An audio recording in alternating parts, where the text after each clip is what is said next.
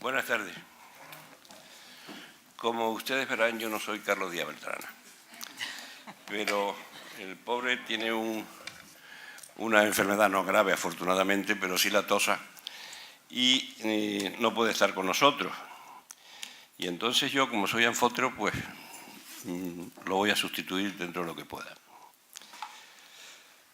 De lo que hemos venido hablando estos días, parece que está claro que es verdad eso de que el ser humano no vive sino convive y no existe sino coexiste. Es decir, que es fundamentalmente social e intelectual, aunque eso lo podía perfeccionar, lo de la intelectualidad. Cuando yo hablo de mis cosas, por ejemplo, ustedes me oyen aquí preguntando de todo o presentando a todo el mundo, pero nadie me ha oído hablar de las cosas que yo sé un poquito, ¿eh?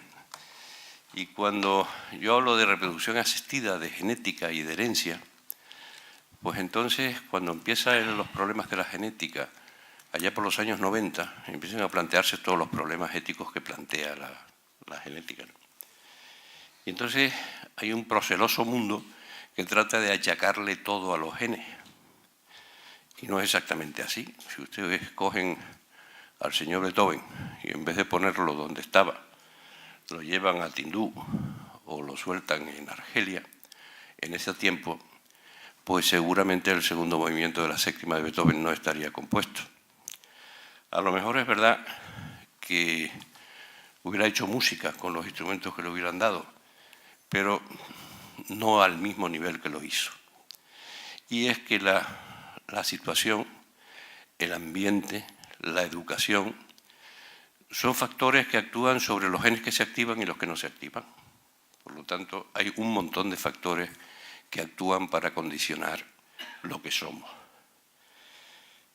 Y aquí se ha dicho de mil maneras que a don Marcos Guimerá Peraza interactuaba, convivía, coexistía con un montón de gente que se ha ido nombrando con nombres, pelos y señales de los que eran sus amigos y los que influyeron en su vida.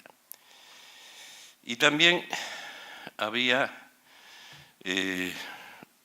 un clamor, y que yo comparto, de que esa generación, que ahora hablaré un poquito de ella, no ha sido lo suficientemente valorada por la sociedad tinerfeña y que están olvidados muchos intelectuales y mucha gente que contribuyó a constituirnos como sociedad madura y que todavía no se les recuerda. ¿Quiénes eran esas personas? Aquí hemos hablado de los millennials. Los millennials se llaman los millennials del siglo XXI. Son las personas que nacen después de los años 80, más o menos, o ya a principios de este siglo XXI. Y se habla de ellos como el futuro e incluso los estamos definiendo. Los estamos definiendo sin que ellos hayan hablado y sin que ellos quieran definirse. Estamos diciendo que son, que tienen móvil, que utilizan las cuentas digitales, que son individualistas, aunque tienen un compromiso social, pero eso lo estamos diciendo nosotros, ellos no lo dicen, ¿no? Y un día nos van a decir que quiénes somos nosotros para decir lo que son ellos. Pero sí podemos, sin embargo, valorar, por transposición, a los millennials del siglo XX. Yo he comparado a toda esa gente que se ha nombrado aquí estos días, que son muchos, Domingo Pérez Mini, Westerdal, Pepe Arocena, se han nombrado Efidio Alonso, padre, se han nombrado un montón de gente que podían ser muy bien los millennials del siglo XX. Empezaron al principio del siglo XX y adquirieron su madurez a partir de los años 30, 40 y ejercieron ya durante unos años más. Y además a mí se me ha ocurrido que para hablar de esos millennials del siglo XX, de la primera mitad del siglo XX, pues lo mejor, lo siento, es utilizar a los millennials de la segunda fase del siglo XX, que son aquellas personas que nacieron en el siglo XX después de los años 40, 45, 50, que somos los que estamos hoy aquí. Seguramente que Yolanda no, pero los otros dos sí lo sé. Yolanda es directamente millennial. Ya me gustaría. Y para que esos millennials nos hablaran de esos millennials de la primera fase del siglo XX y que alcanzaron esa madurez en forma coetánea con don Marcos Guimerá Peraza. Lo hemos estructurado de la siguiente manera. Cada uno de ellos va a hablar durante 15 minutos, después van a interactuar entre ellos otros 15 minutos y después ustedes los van a hacer interactuar. Espero que hayan tomado más café que ayer y que empiecen a interactuar otros 15 minutos para sacarles todo el jugo que podamos. Yo les quiero agradecer a los tres que hayan accedido a mi invitación. Yo estoy muy orgulloso de habernos reunido y estoy seguro que vamos a pasar una tarde muy interesante. Y pueden empezar de izquierda a derecha y van hablando como quieran. Muchas gracias. Gracias a ti. Izquierda soy yo, ¿no?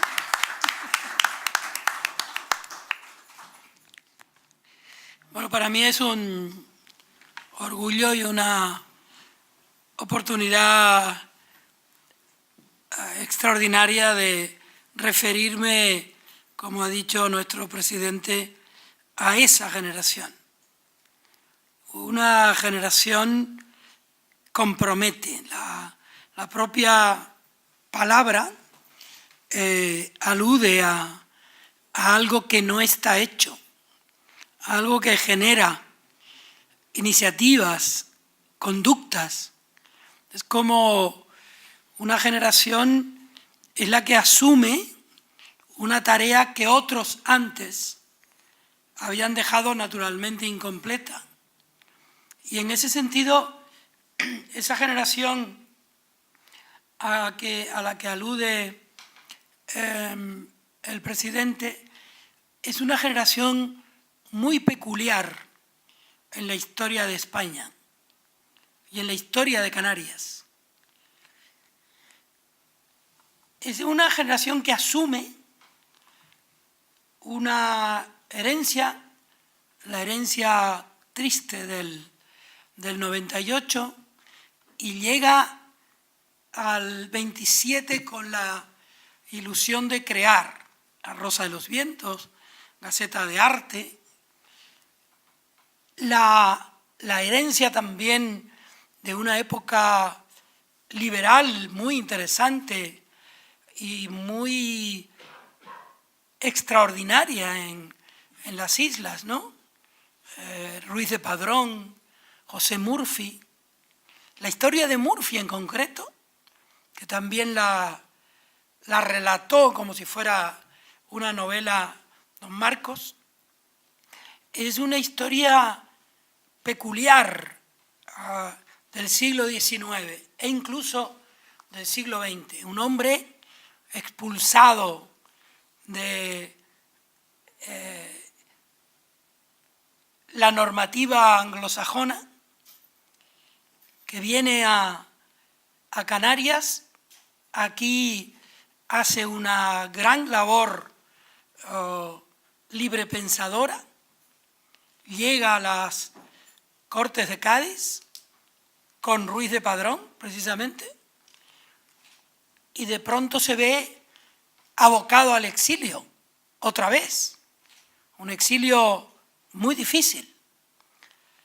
Está mal la autocita, es pésimo autocitarse, pero a mí me apasionó tanto el libro sobre Murphy que hizo don Marcos, que yo escribí una novela a partir del libro, que se iba a titular Ocio de exiliados españoles, como la revista que hizo Murphy en Londres. Pero finalmente se tituló de otra manera y no voy a decirlo para que ustedes no busquen en Google y no se vean obligados a sentir la tentación de ver lo malo que era el libro. Pero además yo hice la tesina de mi carrera de periodismo sobre el pleito insular. De modo que dos obsesiones intelectuales, generacionales, de don Marcos y de otros compañeros de él, a los que luego me referiré, tienen que ver con la pulsión levemente intelectual en aquel momento de un joven que tiene 20 años o 22 años en los 60 y que acaba de conocer precisamente a don Marcos Guimerá Peraza. el conocimiento de don Marcos Guimerá Peraza, como tantos otros de la época, es representativo del momento, casi una quinta esencia de la amistad intelectual que se produce en la época. Don Domingo Pérez Minic me llevó a conocerlo. Y yo recuerdo los muebles, él levantándose a saludar, la cortesía. La cortesía era algo realmente extraordinario de aquellas personas que se trataban de usted, pero tenían el aire de tratarse de señoría. Había en esa zona de la vida insular como una recreación del siglo XIX, pasando por la época preclara de la República, de la educación republicana.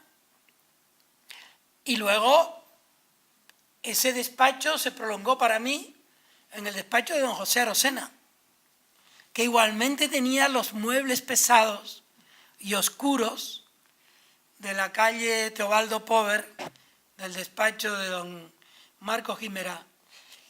Yo entonces no sabía de ideologías, de quién era progresista y quién era conservador.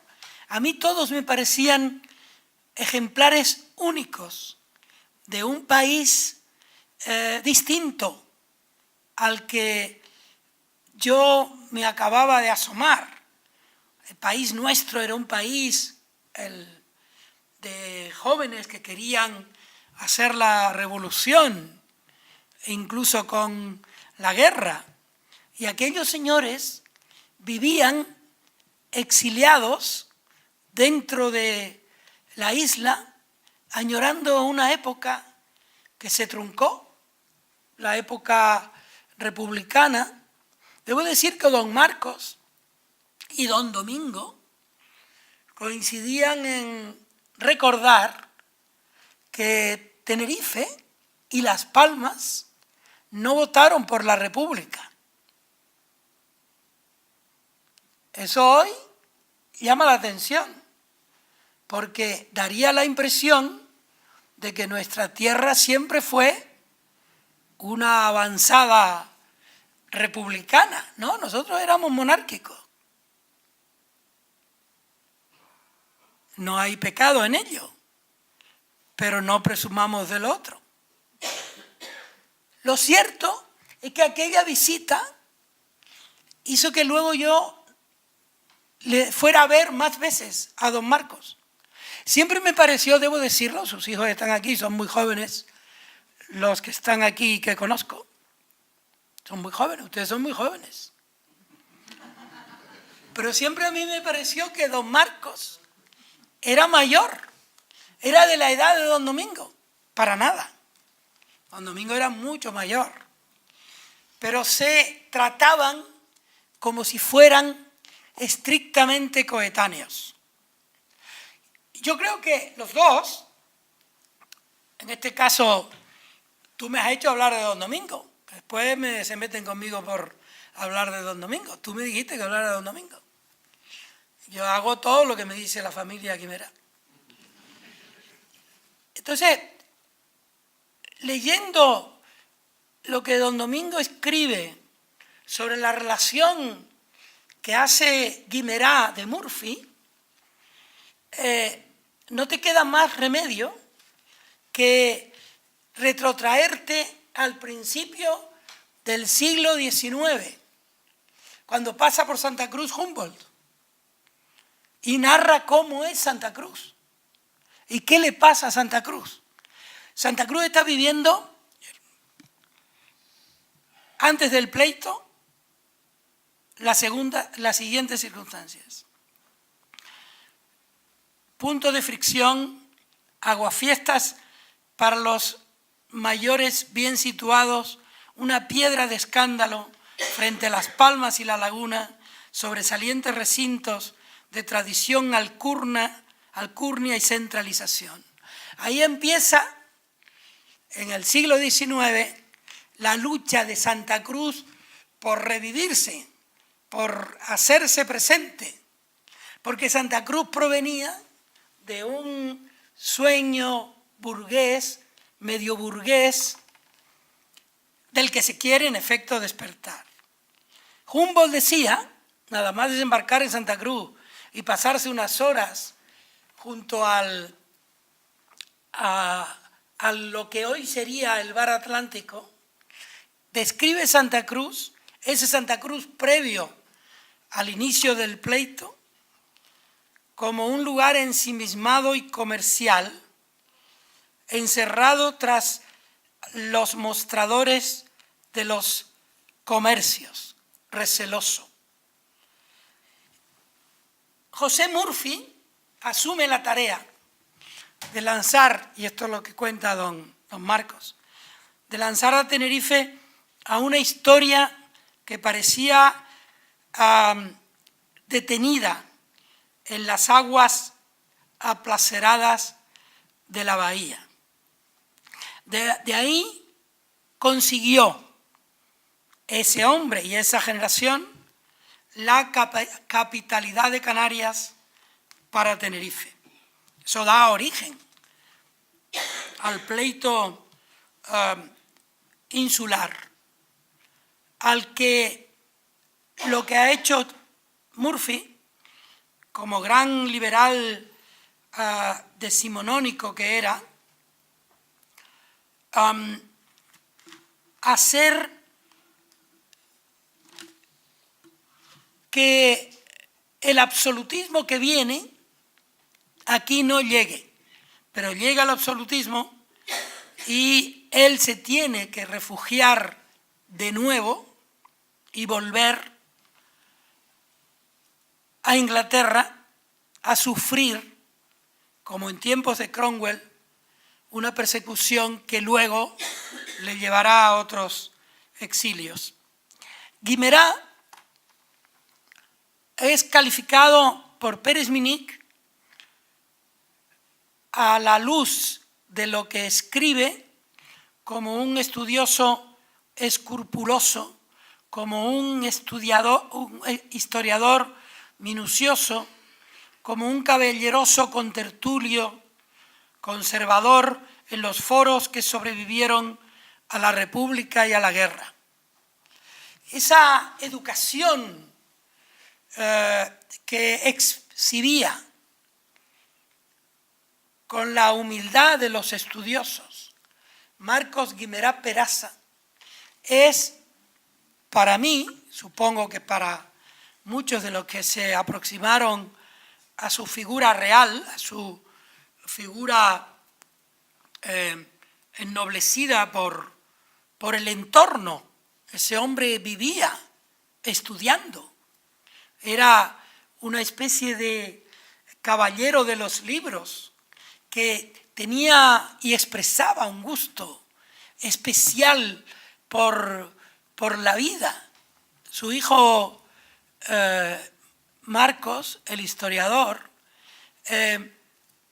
escribió unas bellas palabras a la muerte del padre, recordando cómo cantaban zarzuela y ópera, cómo degustaban de la vida aquello que fuera un placer no efímero, sino poderoso, aquietado, inquietado el creador. Yo recuerdo, decía, ese despacho oscurecido por los libros y aclarado por la pasión de contar la historia. Y contó la historia canaria en muchos libros. Era un hombre que parecía vivir exactamente en la hora de la que hacía historia, como si fuera contemporáneo de los personajes que contaba.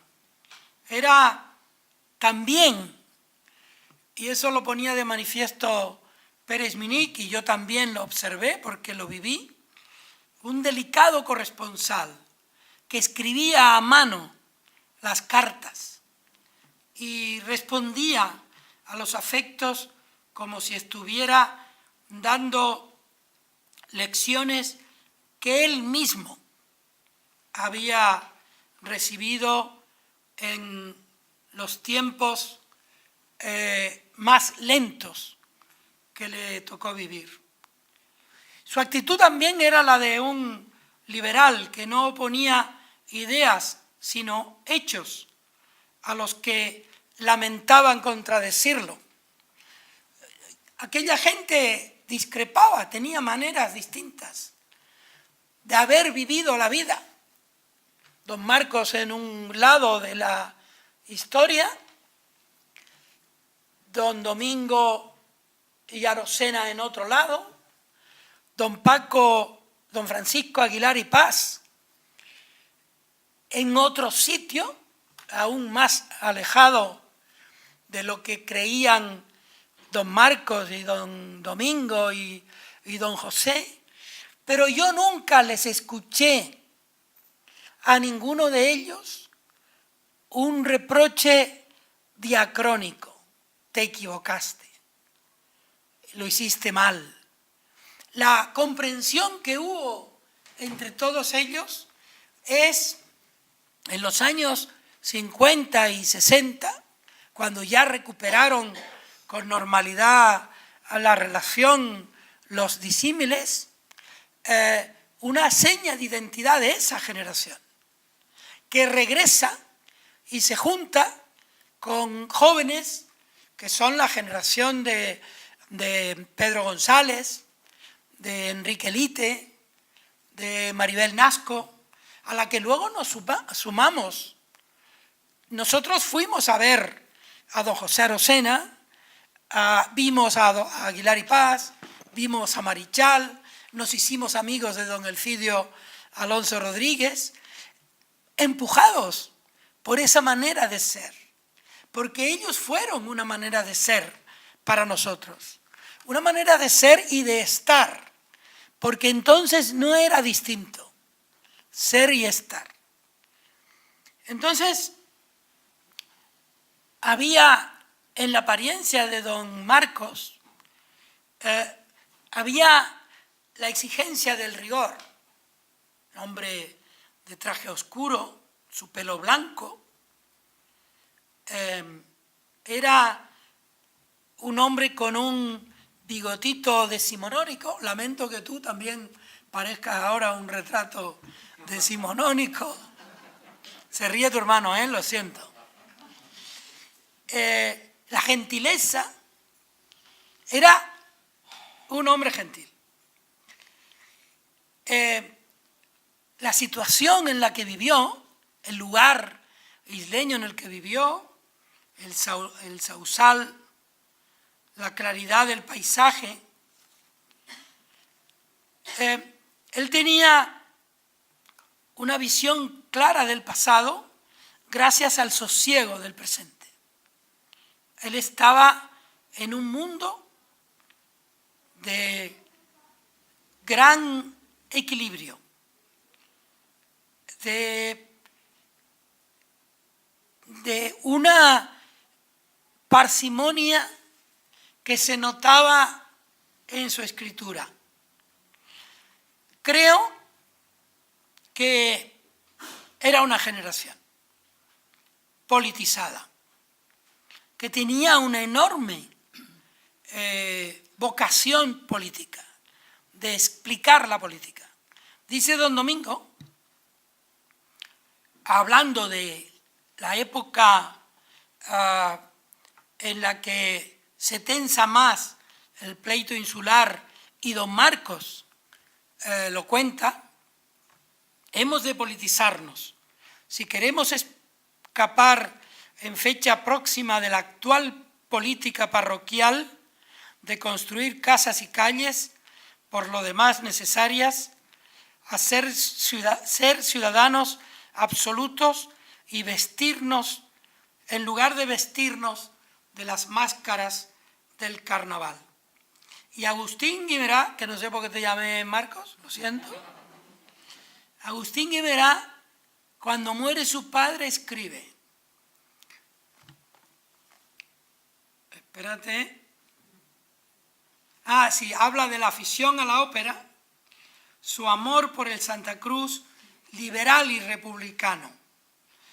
Él tiene, como también señala Agustín, una amplia relación con los intelectuales y las personalidades de todo espectro de las ideas. Y ahí me faltó nombrar a alguien que fue su colega, Antonio Romeu de Armas.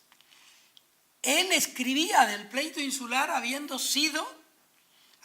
vivido las dos partes del pleito, Las Palmas y Tenerife. Allí en Las Palmas se hizo amigo de un legendario profesor nuestro, Alsola, y de un legendario amigo de todos ellos, el socialista Juan Rodríguez Doreste. Era un hombre que quiso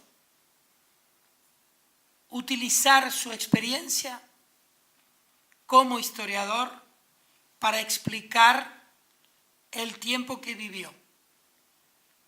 Era un republicano conservador que nos dio a todos el apetito por saber de nosotros, generosamente. Dice Pérez Minic, de nuevo, no sabemos, hablando del pleito insular y de la conferencia que sobre el pleito insular dio Marcos Guimerá un poco antes de que apareciera su libro, en los años 60, a mediados de los años 60. Yo todavía no los conocía. Y dijo, no sabemos para qué nos han servido estos 40 últimos años de cerrazón divisionista. La nueva generación, es decir, nosotros, ustedes, tiene la palabra. Y eso, que lo dijo don Domingo, a raíz de lo que dijo don Marcos, hace 40 años, sigue, me temo, vigente hoy también. Muchas gracias.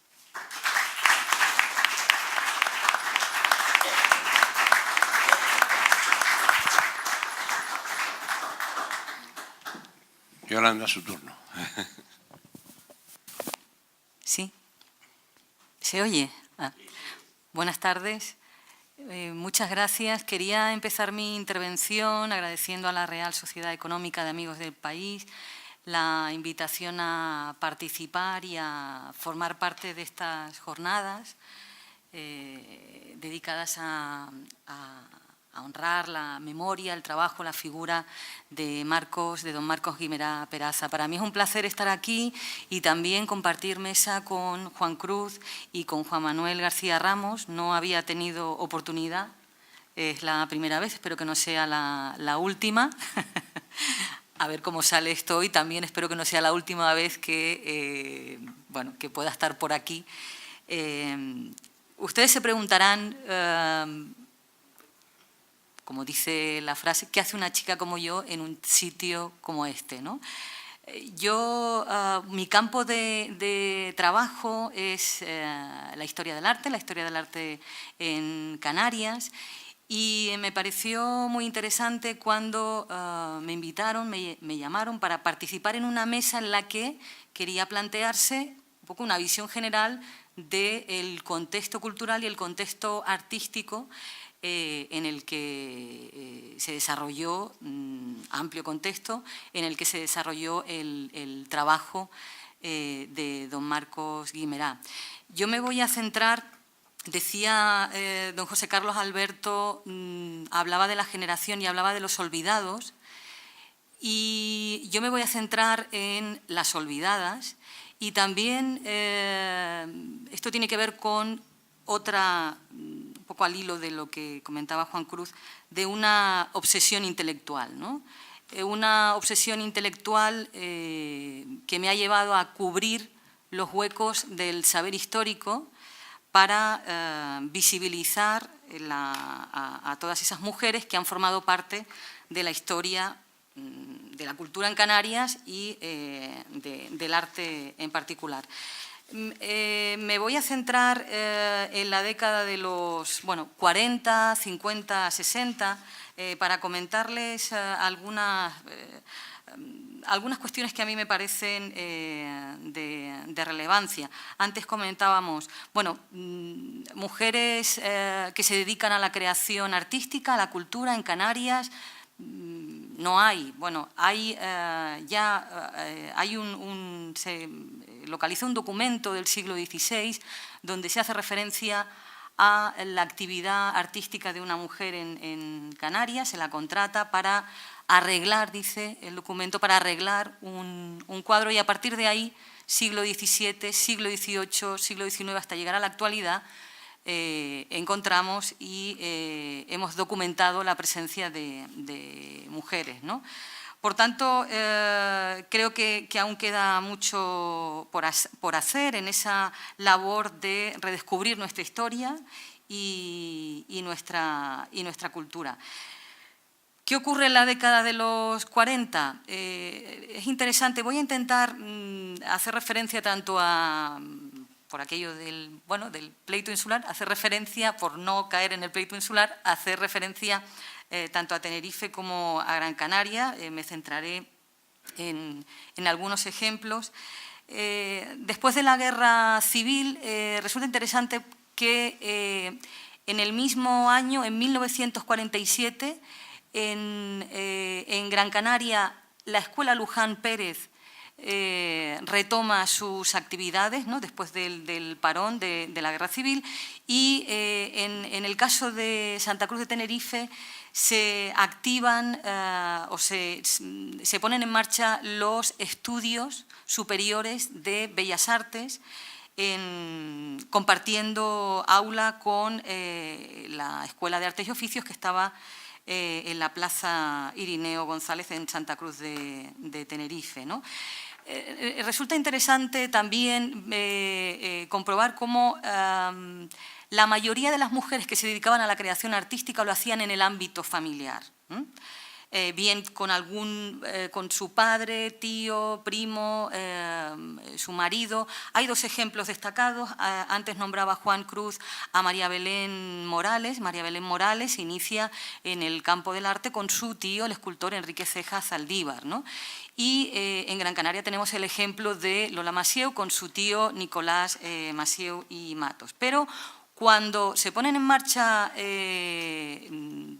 cuando se reanudan las actividades de la Escuela Luján Pérez y cuando empiezan los estudios superiores de Bellas Artes, que todavía no era facultad, que fue ya a finales de los 70, en el año 78, es cuando se crea la Facultad de Bellas Artes, es muy interesante cómo empieza a aumentar paulatinamente, o sea, lo detectamos a través del estudio de las matrículas, cómo va aumentando progresivamente la matrícula femenina, equiparando a la matrícula masculina. Es decir, que hay una presencia muy destacada de las mujeres, ¿no? Participan en exposiciones. Me gustaría reseñar un episodio que es poco conocido. Espero que en los próximos meses, parece que hay una exposición en ciernes y que se está trabajando en ello, y la verdad que va a ser una oportunidad importante para conocer, como les decía, un episodio que tiene lugar en Santa Cruz de Tenerife en el año 1965.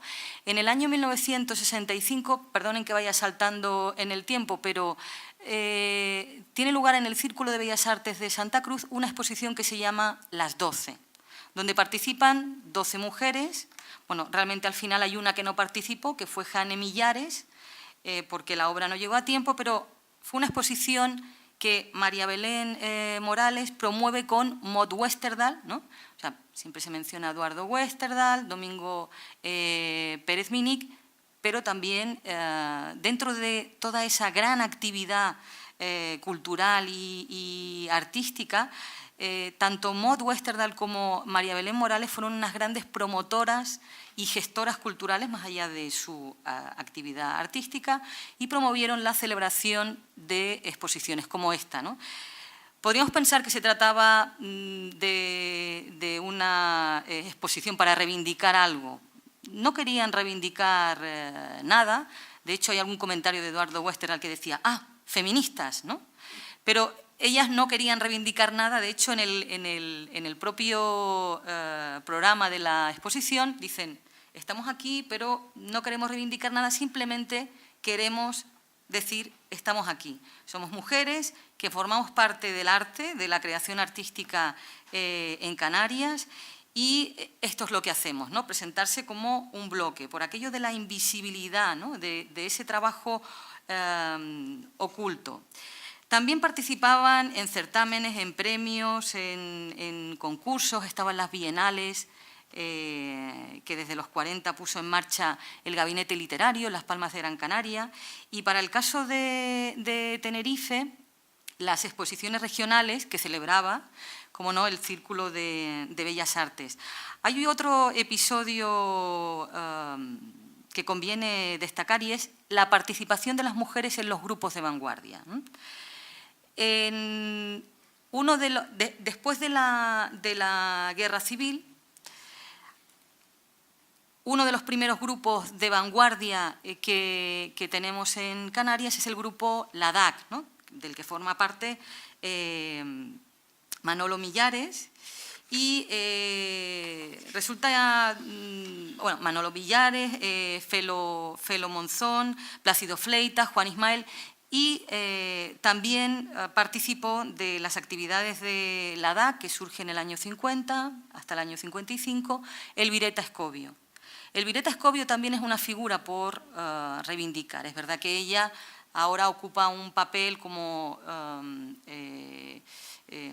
supervisa, controla y cuida del legado de Manolo Millares, pero Elvireta Escobio, aparte de ser artista, también se dedicaba a la crítica de arte, publicaba crítica de arte, pero esto ya cuando se trasladan a la península abandona toda esta actividad, y esto es un episodio poco conocido en la historia del arte en Canarias.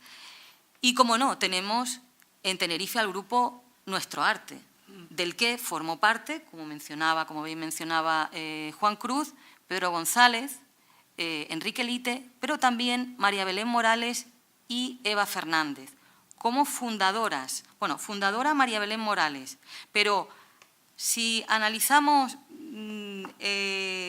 el número de exposiciones que hizo el grupo Nuestro Arte y quiénes participaron en cada una de ellas, una de las artistas que más participó fue Eva Fernández. Otra artista que es una pena, que es una gran desconocida, ¿no? Con una producción y con una trayectoria muy amplia. Ella en la década de los 60 da el salto, animada por Eduardo Westerdahl, da el salto a la abstracción, y ante las críticas recibidas, porque hacía una pintura hasta ese momento figurativa, ante las críticas recibidas, que ese sería otro tema a tratar, decide volver a la pintura figurativa, ¿no? Y el grupo Espacio en Gran Canaria, década de los 60, ¿no? Tenemos que en la década de los 60 es cuando, salvo el caso de LADAC, cuando aparecen estos grupos de vanguardia en Canarias, y se puede decir que ya las mujeres, al participar de estos grupos de vanguardia, entran por la puerta grande del arte en Canarias. El grupo Espacio, integrado por Felo Monzón, por Pino Ojeda, por Lola Massieu, por Rafael Betancourt, ¿no? por Francisco Lezcano, también es un episodio que conviene recordar, aunque tuviera una corta duración. Las mujeres, además de artistas, también fueron galeristas. En este recorrido muy general, ¿no? que quiero hacerles por la década de los 40, 50 y 60, en Canarias solo existía, con el formato de lo que puede ser hoy una galería en su forma más habitual, la Galería Viot en Las Palmas de Gran Canaria, pero también hay dos iniciativas, dos galerías puestas en marcha por mujeres. La Galería Arte, que puso en marcha Pino Ojeda, del año 58, estamos hablando de la década de los 50, año 1958, y mantuvo la actividad de la galería hasta el año 1969, 10 años de actividad. Esta galería es poco conocida, ¿no? Y también la presencia de artistas extranjeras. Hay no era artista, ¿no? Yvette Boesser, una francesa que, como otras muchas viajeras, viajeros, visitan Canarias y al final se queda a residir en Las Palmas y pone en marcha una galería en el año 66. Pero es que además las mujeres también se dedicaron, como les comentaba antes, a la crítica de arte, ¿no? Tenemos el caso de Elvireta Escobio, que publicaba algunas de sus críticas en la revista Mujeres en la Isla.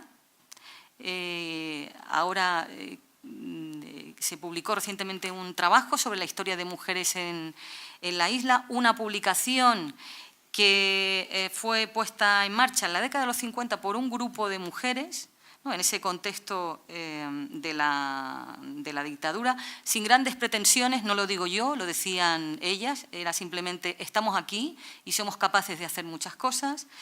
Pero también tenemos la labor fundamental de Maud Westerdahl, que además, como les digo, además de ser artista, de ser gestora y promotora cultural, publicaba sus críticas en diversos medios de comunicación y revistas especializadas. Para el caso en el periódico La Tarde, Olga Darias, ¿no? Y bueno, en Las Palmas, en los 50 y 60, Margarita Sánchez Brito, como ven. Bueno, esto es un repaso muy somero de la importancia de las mujeres. Mujeres que también participaban en las revistas. En las revistas ya no me voy a centrar en este tema, quizá Juan Manuel, bueno, a mí me encantaría que lo tratara, pero ellas participaban en las revistas como ilustradoras. Porque una de las asignaturas en las que más presencia en las que había más matrícula femenina era en las clases de dibujo, ¿no? En las enseñanzas artísticas que recibían las mujeres en el siglo XIX, el aprendizaje de la música y algo de dibujo era un adorno más, ¿no? Un elemento más, tocar el piano, saber dibujar, y saber idiomas, eran elementos o añadidos que debían formar parte de las mujeres de clases acomodadas, porque les vendría muy bien a la hora de, bueno, pues de contraer matrimonio, ¿no? Esta es una tendencia que continúa y por eso quizá es una de las causas, o quizás es uno de los elementos que vienen a explicar por qué hay tantas ilustradoras en el contexto de Canarias. Participaron en revistas como Mensaje, ¿no? Que puso en marcha Pedro Pinto de la Rosa en el año 45, ilustradoras como Josefina Mainadé, que era una catalana que residió durante muchos años en Las Palmas, Virginia García Solalinde, Carmen Villavaso. Todas estas mujeres son desconocidas, ¿no? Por eso les decía que me iba a centrar en las olvidadas. En planas de poesía, bueno, planas de poesía que ponen en marcha los Millares, participa Elvireta Escobio con ilustraciones y Jane Millares, y por supuesto la revista Alisio, ya no tanto como ilustradora, sino como promotora e iniciadora y fundadora de la revista. Tenemos a Pino Ojeda, que además de poeta, pues como ven, fue galerista, artista y fundadora de revistas, ¿no? Este es un poco, no sé si llevo ya más de 15 minutos, yo empiezo a hablar y pierdo la noción del tiempo. Sí, ¿no? Ya. Bien. O hasta que me echen. Bueno, esto simplemente plantearles este recorrido, ¿no? Y este repaso por estas décadas tan interesantes y tan desconocidas. Todavía queda mucha labor por hacer y muchas figuras y muchos huecos, como les decía, en el saber histórico que hay que cubrir. Gracias.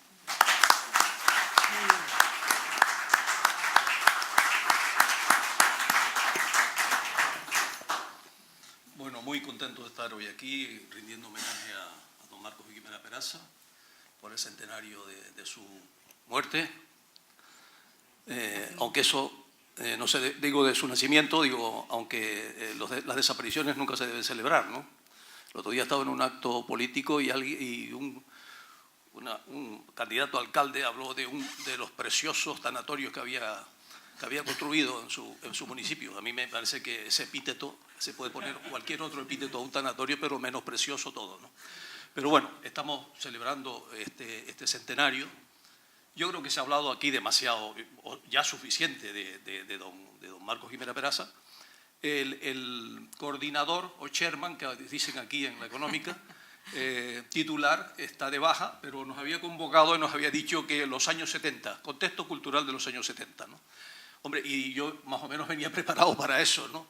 Con don Marcos tuve yo, bueno, desde la lejanía, 3 complicidades. La lectura, sabía que era un gran lector, y Juan Cruz bueno, ya ha mencionado su vinculación con don José Arocena, quizás los 2 grandes lectores del Santa Cruz de aquella época. En segundo lugar, los puros palmeros, que afortunadamente ya los dejé. Y en tercer lugar, el tenis, porque las pocas conversaciones que tuve con él las tuve en el Hotel Mensei, después de sus clases con Paquillo en las últimas etapas. No sé si me equivoco de entrenador, pero me parece que era Paquillo. Y la verdad que yo con los intelectuales que usan el tenis tengo una gran complicidad. Entre otras cosas, por ejemplo, me enteré que Kafka, que todo el mundo habla de Kafka como un ser triste, era un señor que medía 1,82, para aquella época estaba muy bien, ¿no? Y además era un gran jugador de tenis. Los jugadores de tenis solemos ser optimistas, ¿no? Y a mí me ha asombrado siempre que Kafka jugara al tenis, porque su obra no condice con lo que luego hacía en su vida normal. Y hay otro último escritor que se suicidó además, Foster Wallace, que también era otro apasionado del tenis. Tiene unas páginas maravillosas sobre el tenis, teoría sobre el tenis, ¿no? Yo creo que don Marcos tuvo esa pasión. Y tuvo esa pasión también, bueno, la pasión de historiador, pero a mí me gusta también su pasión de biógrafo, ¿no? Ya lo ha mencionado también Juan Cruz, y yo creo que era un biógrafo que leyó muy bien a James Boswell, ¿no? El biógrafo que cambió la historia de la biografía, con su biografía del doctor Johnson, ¿no? En el siglo XVIII. Estábamos acostumbrados a las biografías de Plutarco, y Boswell que nos cambió todo. Y don Marcos conocía esa metodología biográfica y creo que la empleó con mucha inteligencia en las obras que yo conozco, que no conozco todas, pero las de Murphy y la de, me interesa mucho lo de Pérez Armas, Benito Pérez Armas, ¿no? Que por cierto, en su obra, la que nos trae aquí, porque el pleito insular es un título que abarca pues todo un periodo de la historia cultural de Canarias, quizá yo eche en falta un poco lo único que he hecho en falta, ¿no? Porque ya me imagino que aquí se ha dicho todo lo que tiene, ¿no? Y todo lo que tiene y todo lo que nos ha ilustrado, ¿no?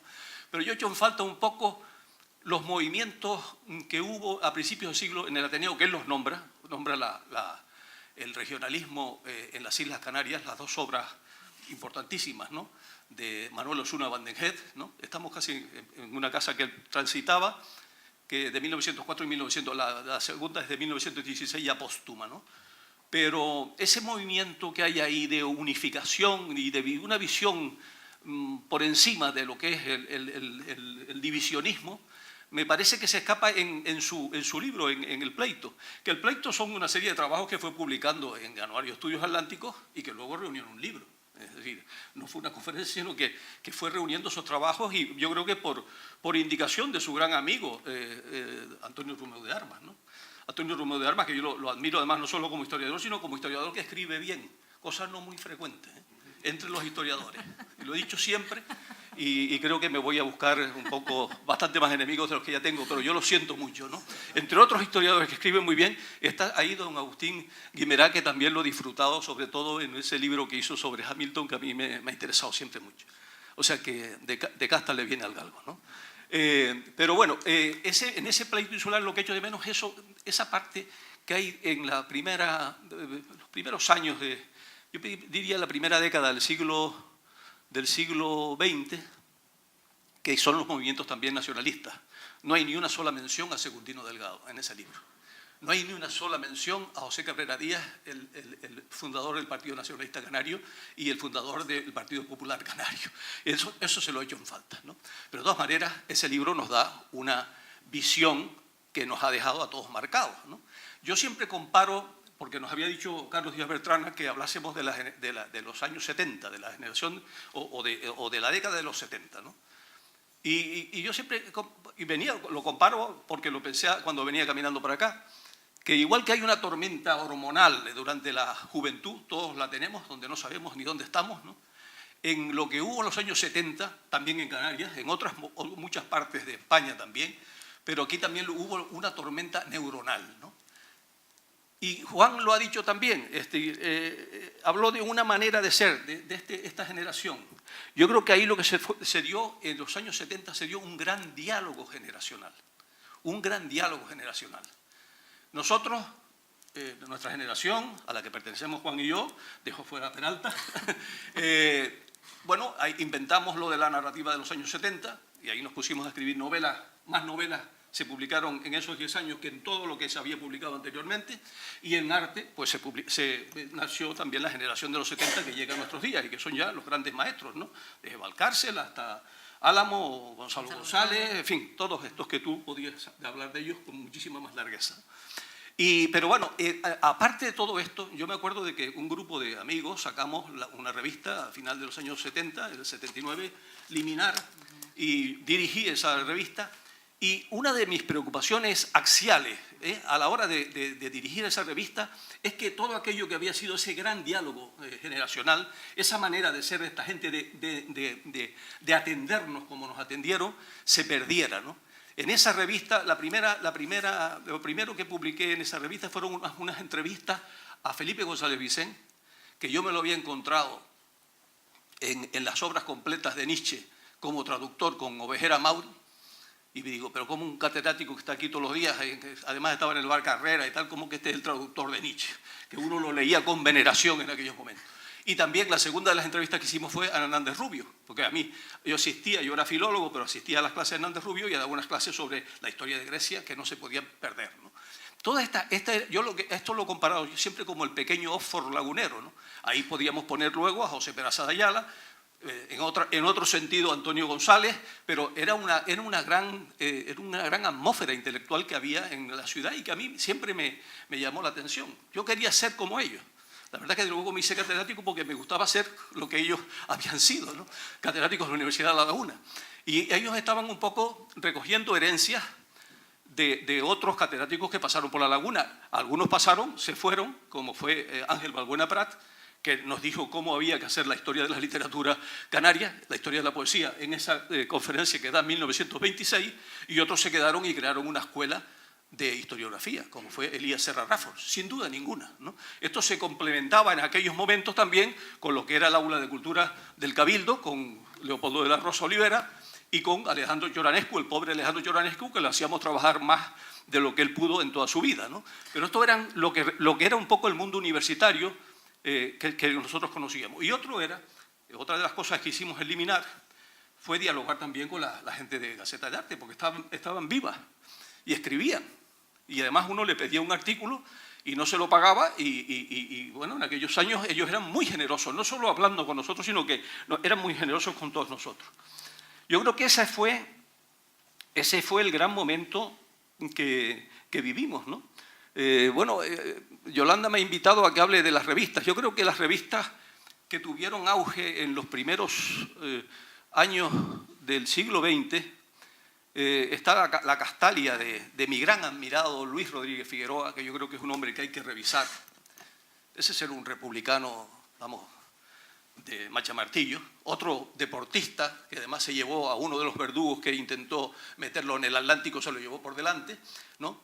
Y luego están pues, las revistas que todos conocemos, la Hespérides, La Rosa de los Vientos, cuidado con La Rosa de los Vientos, después viene Cartones y luego viene Gaceta de Arte. En La Rosa de los Vientos se da algo muy interesante, y es que un intelectual tan poco valorado como Juan Manuel Trujillo, el tío de Ramón Trujillo Carreño, es el director de La Rosa de los Vientos los años 27-28, y ahí los intelectuales canarios invitan a publicar, y están los primeros artículos de Ángel Balbuena Prat, que había llegado en el 25, había sacado su cátedra, y a Elías Serra Raffol, que había llegado el año siguiente, el año 26. Y se da lo que es la gran ósmosis entre los que estaban haciendo cultura de Canarias y los que venían de fuera, que se apasionaron por la cultura de nuestro tiempo, ¿no? Y esta un poco es la idea que tengo de estos años, ¿no? Yo creo que hay he releído, porque se habla mucho de un trabajo de Pérez Minic, de la condición humana del insular, que es una ponencia que él leyó en la Universidad de La Laguna el 11 de enero de 1968. Pero luego esa conferencia, o esa ponencia, era una ponencia, dice que todos hemos leído también, él la rehace y a veces el corta y pega da resultado, ¿no? A veces el corta y pega da resultado, porque él la publica en 1985, porque vamos, del 68 al 85 habían ocurrido muchas cosas, la publica en el boletín, un boletín muy digno que publicaba la Fundación Juan March, y la publica con un nombre, con un título que nos puede dar la clave de lo que estamos hablando, ¿no? Las Islas Canarias, una litigiosa identidad cultural, ¿no? Y él además dice ahí cosas tremendas, ¿no? Por vincularla al pleito insular y a lo que Juan Cruz ha hablado de su gran admiración por don Marcos Guimera Peraza. Dice algo así: ya había llegado la autonomía, y Domingo Pérez Minic, que siempre estaba un poco dándonos pautas distintas, ¿no? Porque yo creo que él era un gran heterodoxo, nos dice que la autonomía a los canarios no nos venía bien, no era un buen traje para nuestra anatomía, y que él pensaba que había que buscar una fórmula, había que inventar, lo dice, el verbo que usa es hay que inventar otra fórmula porque esto de la autonomía no nos viene bien, ¿no?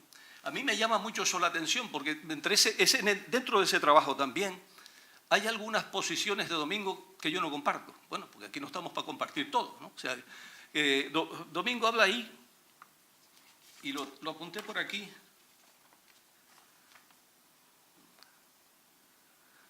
de todo lo que es hay siempre, yo tengo una manía con eso y ustedes me perdonan, pero bueno, mi vocación nacionalista me impide pensar de otra manera, y yo defiendo mi manera de pensar, que es el gran desprecio que siempre se sintió por la cultura anterior, ¿no? Por la cultura de nuestros indígenas, como dicen, no de los aborígenes, ¿no?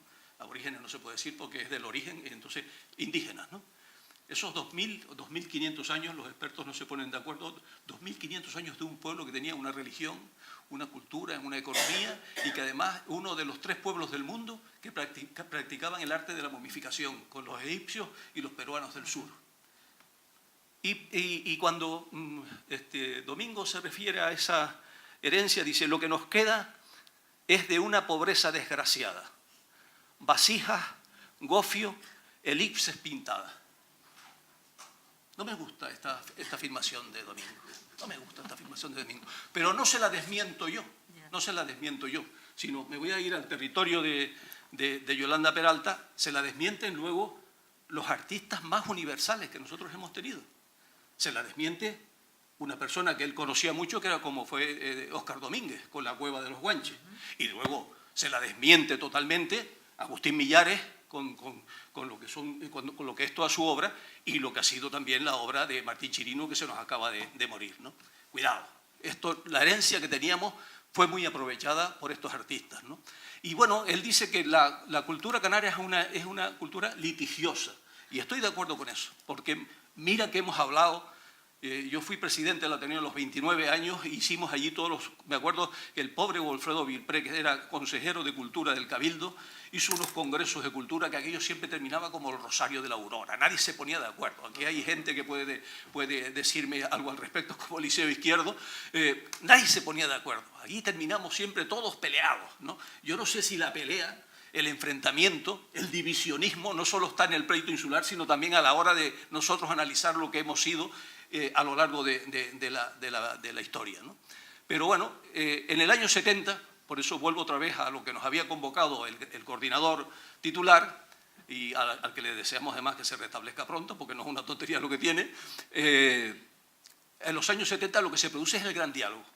Habíamos perdido mucho tiempo, ¿no? La cultura había quedado sepultada. Pero bueno, en los años 70 no solo se publica el libro de don Marcos Guimerá, sino que el año antes se había muerto Franco, ¿no?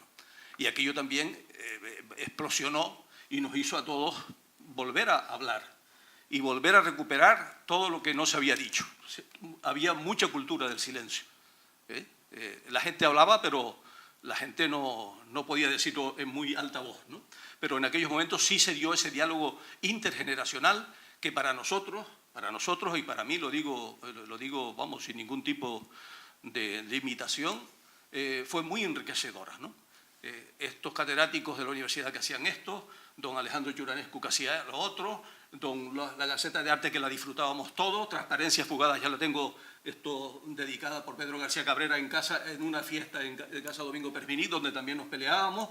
En fin, yo creo que toda esa riqueza que hubo en los años 70 es la que ha desembocado en que nosotros seamos hoy tipos tan brillantes como el que les he hablado en estos momentos. Gracias.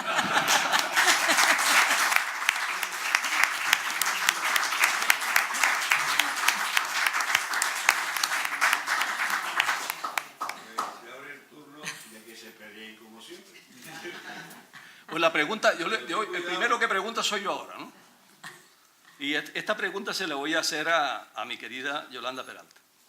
Y voy a volver otra vez a Perpiní, siempre tenemos que volver a Perpiní, y yo siempre se lo acuso a Juan, pero bueno, hoy estoy yo pesado, pero no muy afecto, ¿no? Pero, bueno, en ese libro, en esa segunda edición de La condición humana del insular que publica Domingo, voy a ser breve, ¿no? Te hago solamente la pregunta, pero para darte la posibilidad de que tú esto lo enriquezcas. Dice que nuestra cultura es el gran ingeniero Agustín de Betancur y Molina, claro. El gran fabulista Tomás de Iriarte. El gran historiador José de Viera y Clavijo. El gran militar Leopoldo O'Donnell. El gran novelista Benito Pérez Galdós, que por cierto Benito Pérez Galdós con León y Castillo tienen una serie de cartas a principios de siglo cuando echan a don Ignacio Pérez Galdós de capitán general, que también hablan de la cuestión canaria y por un momento parece que se supera ese pleito insular entre esos dos grandes intelectuales. Sigo. El gran dramaturgo, el gran músico Teobaldo Pove, el gran dramaturgo Ángel Guimerá, el gran poeta Alonso Quesada, el gran físico Blas Cabrera, el gran polígrafo Agustín Millares Carlos, el gran paisajista Nicolás Alfaro. Ahí había una admiración por Nicolás Alfaro de Domingo Perpiní, que yo no lo he entendido mucho, pero bueno, porque además se desvinculó temprano de Canarias, ¿no? El gran pintor Oscar Domínguez, lo reconoce, el gran surrealista Agustín Espinosa, el gran crítico Eduardo Westerdal y el gran lírico Pedro García Cabrera. Yolanda, ni una mujer. ¿Qué opinas tú al respecto? Es la pregunta que te hago.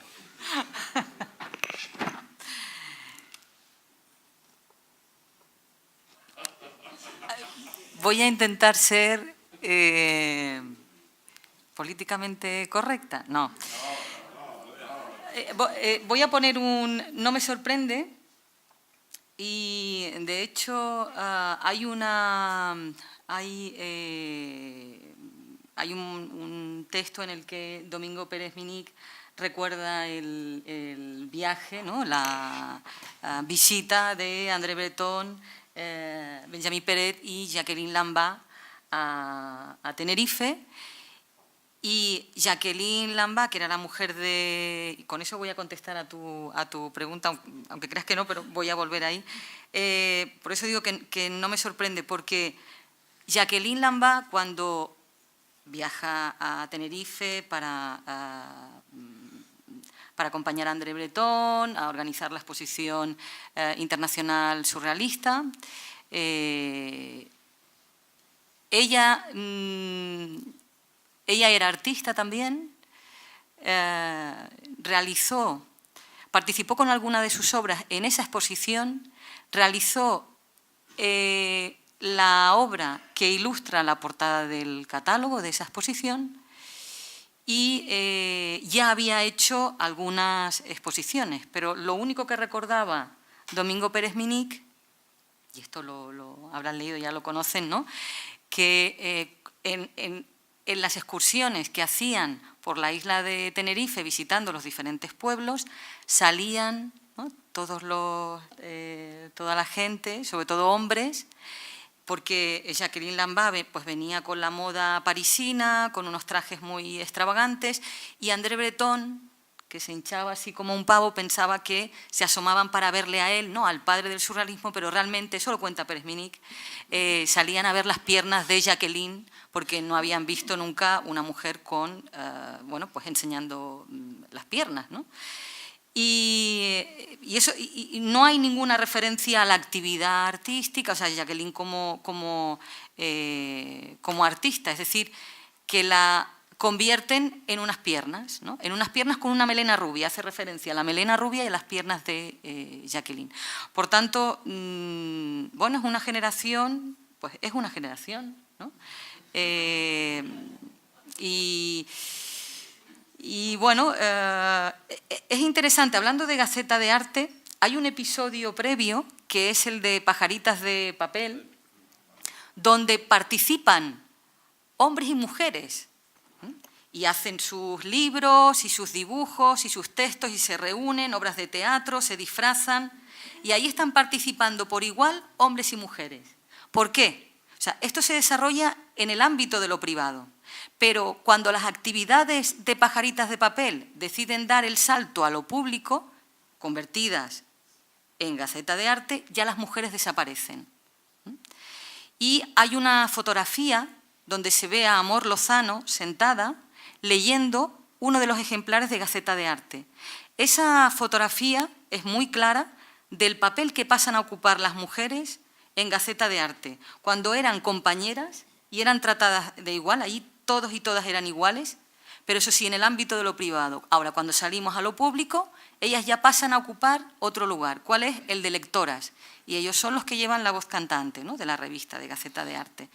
Y esto es interesante, no porque en Gaceta de Arte no participen mujeres, sino que ellas, que eran sus compañeras, no forman parte del consejo editorial. Sí que es verdad que hay textos escritos por mujeres, se hace referencia a la obra de Maruja Mayo, bueno, hay Eduardo Westerdal y Maruja Mayo, que ese es otro tema por investigar. Maruja Mayo visita, en el año 1928, visita Tenerife. Muchos de los contactos que tiene Eduardo y que le permiten pues,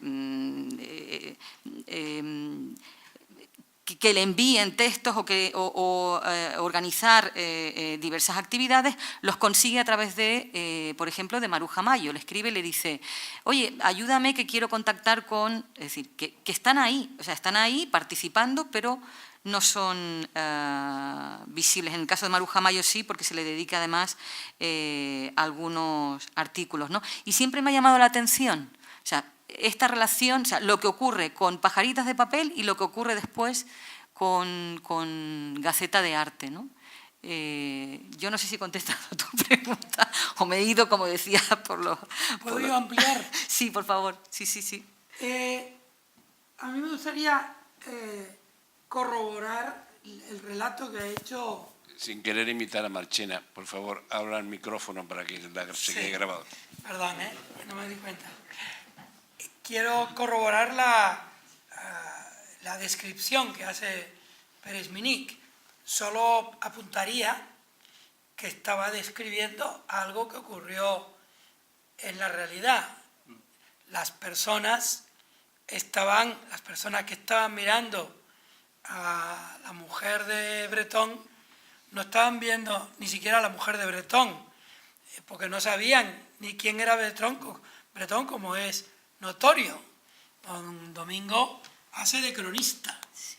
Y esas personas estaban viendo en efecto a una mujer con todas las connotaciones que tú dices. Claro, don Domingo podía haber hecho otro apartado diciendo Jacqueline era esto y lo otro y tal, no sé cuánto. Debo decir que don Domingo tenía una relación muy estrecha, de padrinajo muy generoso, con mujeres notorias de la época. Por ejemplo, él era un extraordinario amigo, muy responsable de esa relación, de Maud Westerdahl. Cuando Eduardo y don Domingo se enfadaron, enfado que duró mucho tiempo e incluso impidió casi hasta el final que Westerdahl fuera a la casa de Pérez-Minic, mientras que Pérez-Minic en un momento determinado, muy pronto, sí fue a la casa de Westerdahl, porque allí estaba Maud, que era su amiga. Esas personas de las que él fue padrino muy generoso eran, por ejemplo, Pilar Logendio, sí. ¿No la nombraste? Sí, no la nombré. Pilar Logendio organizaba en su casa tenidas muy interesantes. Algunas de las tenidas era para ver cómo se veía desde su casa, la casa de García Cabrera y las evoluciones que García Cabrera hacía en su casa. A ella le divertía mucho ver cómo García Cabrera salía del baño abrochándose la bragueta. ¿Era así? Él hizo prólogos y escribió de Maribel Nasco, de María Belén Morales. Él promovió una actriz que entonces fue muy importante, a la que ayudó muchísimo, que era Marisol Marín. Él también tuvo una historia de amor emocionante que vale por una historia de amor y de respeto a su mujer, Rosita Camacho, con la que vivió una relación de fidelidad en situaciones muy complejas y desde mi punto de vista admirables. Yo siempre he sido un defensor de Pérez Miniata cuando se equivoca. De modo que... No, es que la pregunta mía no era por una equivocación de Domingo Pérez Minic, ni muchísimo menos, sino que cuando él hace esa reflexión, ¿qué ha sido nuestra cultura? Hasta Pedro García Cabrera. Sí. Simplemente lo que hace es una enumeración impecable, porque no hay ningún nombre que podamos decir que no debe figurar ahí, pero lo que le preguntaba yo a Yolanda es que si hoy eso no podríamos hacerlo, porque hoy habría que aportar, porque además la lucha feminista no ha sido en balde, es que la mujer no estaba, dentro de la cultura no estaba. No, es que ahora no figuraba. Por ejemplo, hasta en la etapa de Gaceta de Arte había una mujer que además ella en alguna entrevista lo dice con su mala mil que tenía doña María Rosa Alonso. Ella dice, yo por aquellos años estaba trabajando también y estaba haciendo cosas muy interesantes. La tesis doctoral sobre el poema de Viana es también algo que no se puede prescindir de ella. Pero no la llamaron, no la llamaban, ¿no? O sea, hasta en Gaceta de Arte parece que había lo que era la ley del hombre, ¿no? Es decir, lo que figuraba. Pero digo que hoy, yo hacía esta enumeración, porque hoy desde luego habría que enriquecerlo con muchas aportaciones que no se queden solo en esos nombres masculinos, ¿no? Habría que hacer una lista cremallera. Muy bien. No, tampoco caer en eso jamás. No estoy planteando eso, no, pero hombre, que hay personas Hay mujeres que han estado haciendo su trabajo, y digo María Rosa, pero podríamos decir otras que debieran figurar en cualquier enumeración que se haga de lo que ha sido la cultura de Canarias. No, lo que pasa es que era, yo por apuntar, eran tiempos extremadamente machistas. Eso no admite duda. En la política también. Es decir, nosotros ahora recordamos a Victoria Kent y a otras, y a Campoamor, pero para encontrar, digamos, parejas femeninas de María Zambrano, hay muy pocas en la historia. Es decir, que Don Domingo era el menos machista de sus colegas. El menos machista de sus colegas. No quiero interrumpir la conversación, lo que sí es quiero dar parte al público que también quiere intervenir, que intervenga ya. Por ejemplo, Agustín quiere decir algo. Toma. Dale para arriba. Seré breve, por alusiones.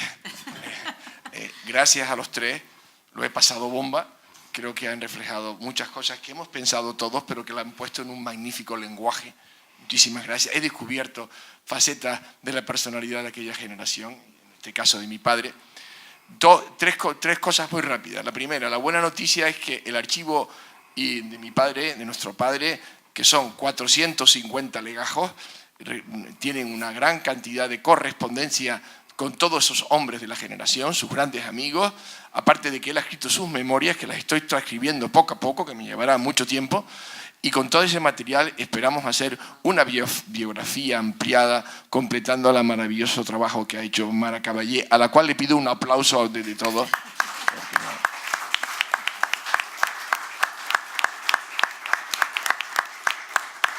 En segundo lugar, me ha gustado que haya citado a Juan Manuel Trujillo y a Lola de la Torre Chamseur, porque también hay que decir que detrás de una gran mujer hay un gran hombre.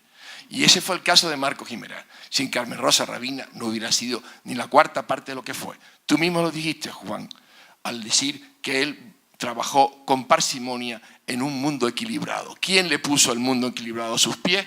Doña Carmen Rosa. Bien.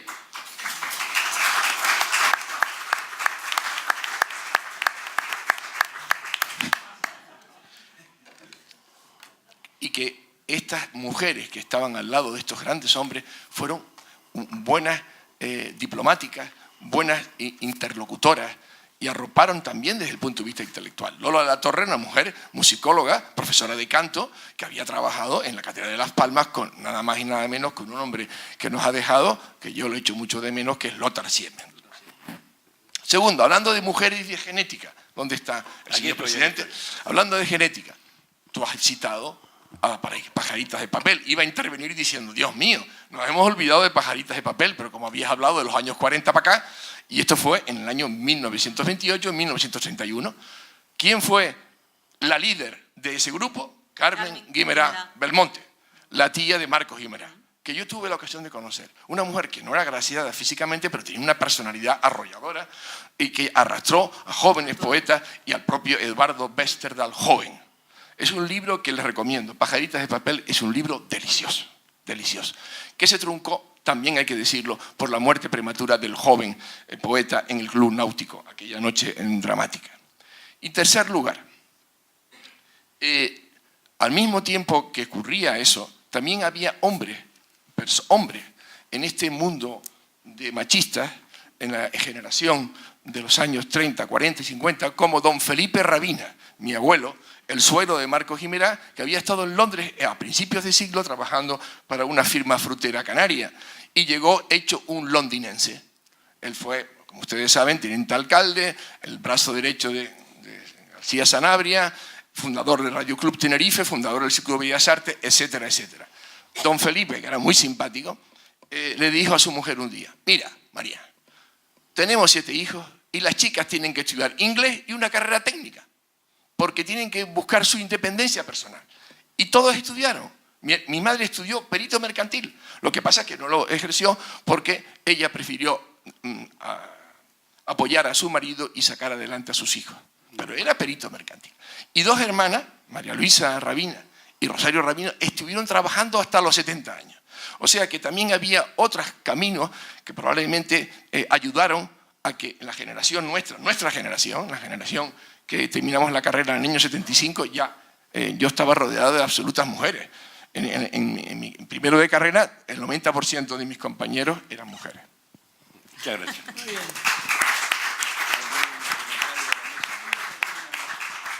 No, y por seguir hablando bien de los rabinas, no, que también nos olvidamos, yo nombré el aula de cultura del Cabildo con don Alejandro y don Leopoldo, pero el pleito insular sale perfectamente editado, y aquí como está don David Cova también hay que darle cierta coba, y valga la redundancia, no, sale editado por la Caja de Ahorro de Juan Rabina y de don Juan Cas, ¿no? Que parece, para mi entender, hicieron una labor editorial en aquellos momentos y cultural que hay que también que significar, ¿no? Debo decir que en un artículo de 2017, Juan Manuel García Ramos reclama que ese libro sea editado por una ansiada por él Editora Nacional Canaria. Espero que las fuerzas vivas de la cultura aborden eso, porque también, yo no sé quién lo dijo, pero alguien lo dijo, no sé si Melchor o alguien, cuando murió don Marcos, que ese libro debería enseñarse en las escuelas. Hay muchos libros, como Murphy, el libro de Murphy, es muy ejemplar. Y yo creo que sí convendría que a una institución asistida por las autoridades canarias que tienen presupuesto para ello, abordaran un día la necesidad de convertir un poco la idea de la colección de bolsillo que hizo Juan Manuel en una colección escolar que los estudiantes canarios pudieran tener a su disposición en las bibliotecas y en los colegios y en las escuelas. Yo creo que entre nosotros hay mucho patriotismo de boquilla. No, el trabajo, Juan, está hecho. En la biblioteca salió una edición de bolsillo muy pequeña del pleito insular, la hizo además tu padre. Sí. O sea, que no hay que meter... En la guagua hay una síntesis perfecta de ese libro para no amargar a nuestros alumnos con los cientos y cientos de páginas. No, ya, hoy día no lee nadie. Lo que O sea, quiero decir hoy es- día no lee nadie. O sea Lo que quiero decir es que ese guante que tú lanzabas en ese artículo debiera tener una correspondencia entre las personas que proclaman reiteradamente su amor por Canarias, que parece que es un amor por el carnaval de Canarias y no por la cultura de Canarias. Los carnavales no se pasa mal. Ahí la Sociedad Económica Amigos del País... Yo estoy tomando nota. Yo ahora digo algo de eso. Tenía la palabra. Sí, no, pero ahí tienes un micro. Mira, ahí tienes un micro. Gracias. Bueno, yo soy Charo, una de las de don Marcos, la número 7, la primera nacida en Tenerife, para que no lo sepa, que era tan orgulloso para él. Le doy las gracias a todos por este nivel de ponencia, desde luego al presidente de la Real Económica, amigos, porque para mí ha sido un honor disfrutar y aprender todavía muchísimas más cosas y del aprecio que le tienen a mi padre, ¿no? También quería destacar en esta casa, yo hice algunas colaboraciones con él porque vivía en La Laguna, y entonces vete a la Parroquia de los Remedios, vete a la Concepción, búscame el acta de nacimiento de Sabiñón, de no sé quién, de Osuna, vete a hablar con don Enrique Romeu, y aquí trabajé muchas veces con don Enrique, por lo cual entrar para aquí para mí es un honor volver a verlo ahí en esa biblioteca, con esa memoria que competían los dos brutalmente. Yo traía el recado de papá, quiero el acta del ayuntamiento del 1700 de tal que dijeron, y entre comillas dijeron esto, y llegaba y decía, don Enrique, esto, dice, dile a tu padre que no fue en junio sino en julio. ¿Será posible que compitan? Y digo, no lo puedo creer que mi padre se haya equivocado. ¡Pum! Tenía razón don Enrique, ¿no? O papá me decía, mira que estás en la laguna, vete y sácame, mira a ver por encima del Teatro Leal, 2 casas más arriba, la que está pegada, no, la otra por encima, de Metro Pérez Alma, si es el 51 o 53. Digo, papá, ¿te sabes los números de la calle también? Dice, tú vete, porque no lo puedo poner de otra manera si no me dices cuál era. 51. Exacto, ¿no? Entonces, así tantas cosas, ¿no? Con esta laguna cultural, con esta laguna donde las mujeres tenían otra presencia. La verdad que muchísimas veces, y cada vez con más la perspectiva de la edad, entrar en mi casa veniendo del colegio era un ateneo. Podía estar Lola de la Torre, como podía estar Antonio Betancuro, como podía estar tal niña, saluden, que ustedes el día de mañana, o en las mesas se leían las cartas que habían llegado querido Marcos de Madrid, y todo el mundo callado y no entendías nada, el legajo aquel barra 73, y no entendías nada, pero escuchen. Pues sí, me ha quedado el tema de la historia, me encanta la historia, y también decir como buenas noticias que ya me encontré en la UNED, aquí al lado, en clases de historia de Canarias, como en el currículum oficial estaba don Marcos con el proyecto insular y don Agustín Rabina, también Guimera Rabina, con las claves del siglo, la población en la laguna en el siglo XVI, Agustín. Estabas ya tú, una lámina y pone fuente. Para mí es un honor estar en esas clases también como estar aquí. Gracias otra vez, José Carlos.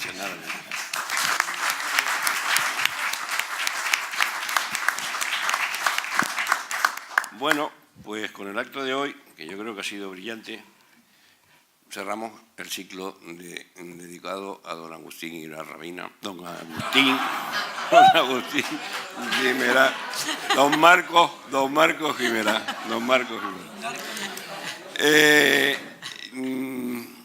Yo, por lo que he leído de la económica, y si no, ahí está Carlos Silos para recordármelo, no es solo hacer un ciclo de este tipo, sino es impulsar ideas o propuestas que aparecen en estas reuniones.